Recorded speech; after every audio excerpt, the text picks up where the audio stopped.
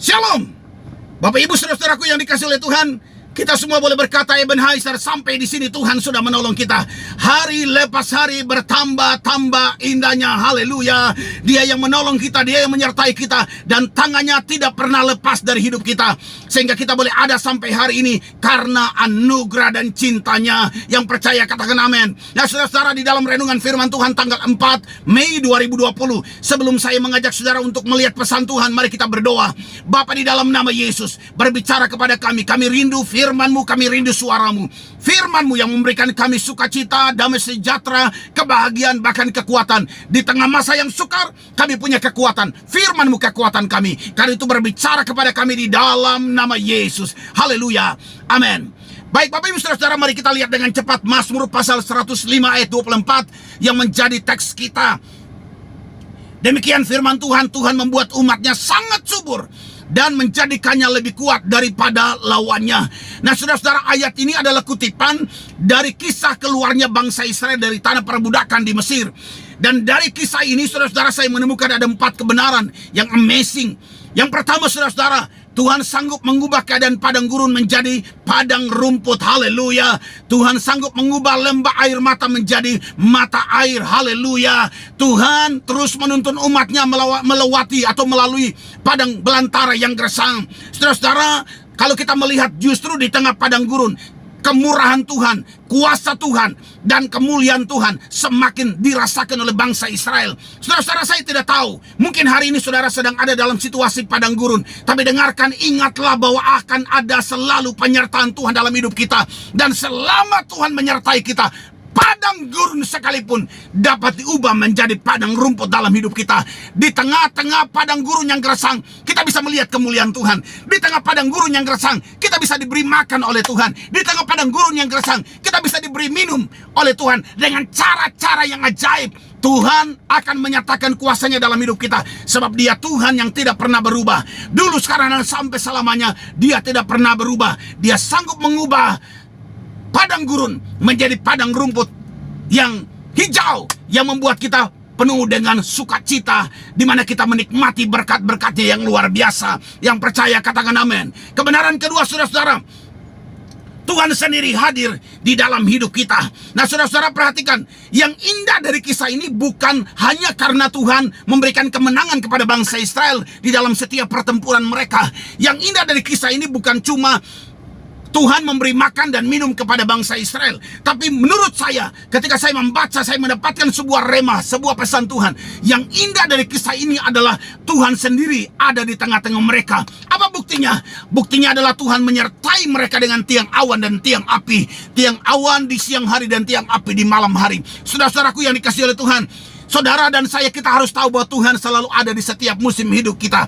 Dia tidak pernah meninggalkan kita. Dia selalu ada dan akan selalu ada dan akan selalu ada menyertai kita. Karena itu jangan takut, jangan khawatir. Di tengah padang gurun sekalipun ada Tuhan yang menyertai kita. Gadamu dan tongkatmu, itulah yang menghibur aku. Yang percaya katakan amin. Yang ketiga, kebenaran yang ketiga, di dalam Yesus selalu ada harapan, saudara-saudara. Oh haleluya, sebuah kebenaran yang luar biasa. Saya tahu bahwa padang gurun bukan sesuatu yang mudah. Perjalanan padang gurun itu tidak mudah. Berulang kali saya ada di perjalanan padang gurun. Berulang kali saya pergi ke Holy Land dan saya melatih padang gurun, di mana saya melihat, menyaksikan bagaimana sulitnya padang gurun, panas yang begitu luar biasa. Tapi dengarkan saudara-saudara, kenapa bangsa Israel bisa melewati padang gurun, sekalipun tidak semua.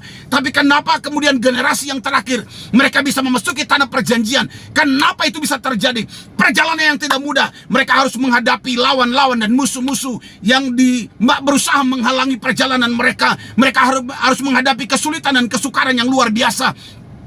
Di padang gurun mereka tidak bisa berkebun. Di padang gurun mereka tidak bisa bertani. Tapi justru Tuhan memelihara hidup mereka. Ada begitu banyak masalah yang terjadi. Tapi dengarkan kenapa mereka bisa kuat dan mereka bisa memasuki tanah perjanjian. Karena ada pengharapan. Saudara dengar, selama ada pengharapan, maka saudara dan saya akan mampu melewati badai sebesar apapun. So dengar, mari hari ini, di tengah goncangan yang hebat hari-hari ini, Letakkan pengharapanmu di dalam Yesus, karena pengharapan kita di dalam Yesus tidak pernah sia-sia. Yang percaya katakan amin. Orang yang berharap kepada Tuhan akan menikmati kemuliaan Tuhan yang luar biasa. Doa saya, biarlah saudara, kebenaran ini akan meresap di dalam jiwa kita, dan kita menaruh pengharapan yang sungguh hanya di dalam Yesus. Haleluya.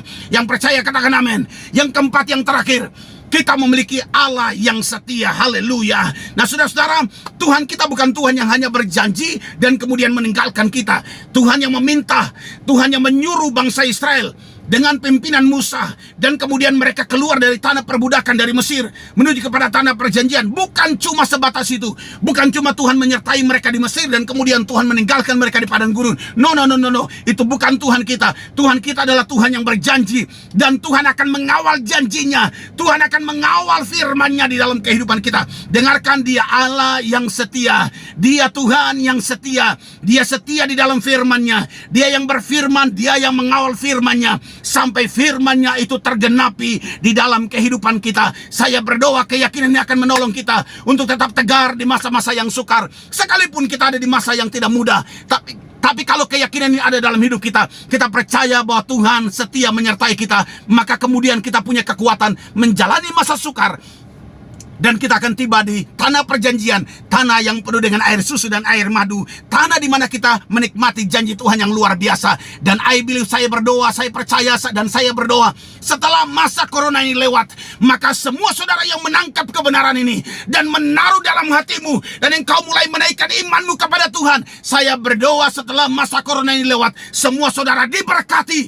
Akan ada double blessing, double power, double anointing. Semua berkat yang ganda akan Tuhan kerjakan dalam hidup kita. Kita akan melihat hal-hal yang belum pernah terjadi sebelumnya. Tuhan akan kerjakan dalam hidup kita. Yang percaya katakan amin. Doa saya menyertai saudara. Immanuel, Allah beserta kita.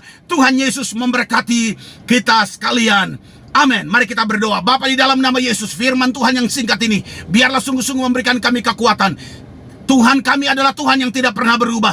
Tuhan yang berkarya bagi bangsa Israel, umat-Mu, sehingga mereka dapat melewati padang gurun yang gersang. Mereka dapat melewati banyak kesukaran, dan mereka bisa tiba di tanah perjanjian. Saya berdoa, biarlah kebenaran ini akan menolong kami semua, Tuhan, untuk kami tetap kuat, dan kami punya pengharapan yang sama, dan kami percaya kami semua akan mampu melewati padang gurun ini. Masa coronavirus ini kami dapat melewatinya, dan kami akan tiba dengan sukacita di masa-masa pemulihan, di mana kami akan menikmati semua berkat yang luar biasa di dalam kehidupan kami, di dalam nama Yesus. Haleluya. Amin.